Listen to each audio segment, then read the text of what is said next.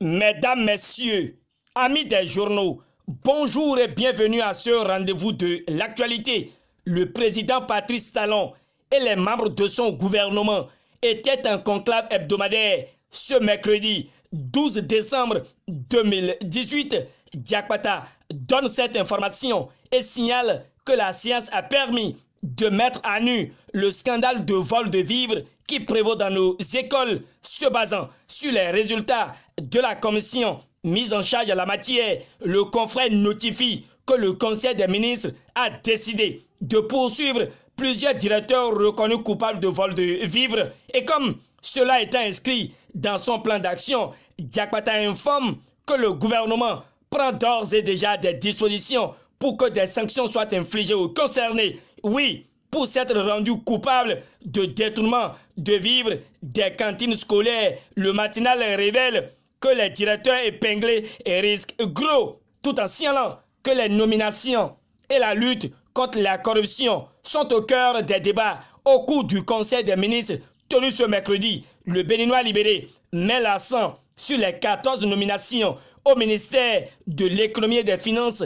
au ministère des Affaires étrangères et de la coopération et au ministère des infrastructures et des transports. Le Canard n'oublie pas les directeurs d'école déchargés pour avoir volé la bouffe des enfants. La Nouvelle Gazette confirme qu'ils sont au nombre de 61 et cite par exemple le nom de Basile Kouchebami de l'école primaire publique Zaga à Zakota, Gaston Kotobiojo de l'école primaire publique Magaza à Djidja, André Biaoudimon de l'école primaire publique Sandéoum à Savé, Finafa Tcheyon de l'école primaire publique Ochunle à Wessé. Le journal de Gabin à Sogba donne la liste complète des mises en cause et leurs écoles respectives. Notre temps, le label au regard des vols de vivres des cantines scolaires note une totale faillite morale de directeurs d'école avec à la clé la honte et l'indignation.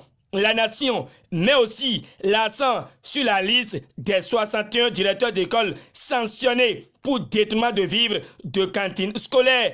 Mais en manchette, le quotidien du service public étale que le Bénin a fait un grand bond dans la finance digitale car le taux d'inclusion financière est passé de 2% en 2014 à 38% en fin de l'année 2017. Toujours Finance et le Béninois libéré indique que Wadaï est le meilleur ministre des Finances en Afrique.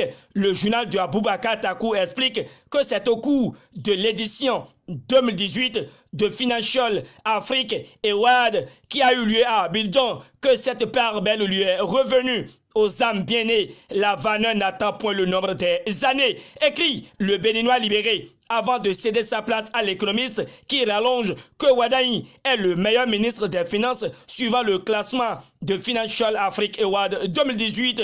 Des finances, basculons dans la politique et la Nouvelle Gazette nous abreuve de la déclaration de l'honorable Kora Gounouzime à marge au Congrès constitutif du bloc républicain natif de Kalalé. Kora Gounouzime est l'un des soutiens francs du président Patrice Talon dans la commune de Sinandé, Niki Bembereke et Kalalé.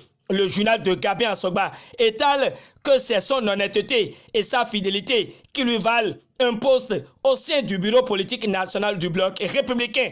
La Nouvelle Gazette n'a pas aussi manqué de livrer les explications de l'élu de la 7e circonscription électorale sur la naissance officielle des deux blocs progressistes et républicains qui réorganisent le système partisan au Bénin. Le Canada du Nord ne passe pas sous silence la déclaration de l'honorable Kora Gounouzime à la naissance des blocs progressistes et républicains. Le président Talon entre dans l'histoire avec l'effectivité de la réforme du système partisan au Bénin. Voilà les propos tenus par le généreux député de Kalalé et rapportés par le journal de Frédéric Alocon. Le même journal fait une analyse sur le positionnement pour les législatives de 2019 dans la 8e circonscription électorale et clarifie que devant le républicain Rachid Gbadamassi et le progressiste Saka Lafia, tous deux membres pour construire la liste de la mouvance face à Boni Yayi. Le Ghana du Nord cherche à savoir s'il y aura vraiment match. Déjà que Palmarès, suite à un sondage, note une cacophonie dans l'opposition. Les FCBE à gauche, à Javon à droite, la RB toute silencieuse, sans oublier la position mitigée de Candide Azanaï. Terminons avec le congrès du samedi dernier. Ici, la Nouvelle Gazette déterre que le maire de Dogbo impressionne par sa mobilisation de la 12e circonscription électorale. Le Télégramme vient dans ce point de presse avec le communiqué du Conseil d'orientation et de supervision de la liste électorale permanente informatisée COS-LEPI. Le journal de Étienne Wessou attire l'attention des citoyens qui ont perdu leur carte d'électeur qu'ils peuvent solliciter un duplicata conformément à l'article 134 du Code électoral. Le confrère indique, suivant le communiqué, que le COS-LEPI informe les citoyens qui sont dans ce cas de se rendre auprès du CCA à la mairie, le chef de village ou le chef de quartier de ville afin de remplir le formulaire de déclaration de perte au plus tard le 24 décembre 2018. Même son de cloche par l'indépendant depuis que la décision qui fait état de ce que les enseignants seront évalués a été prise, des ronrons se dissipent dans l'opinion.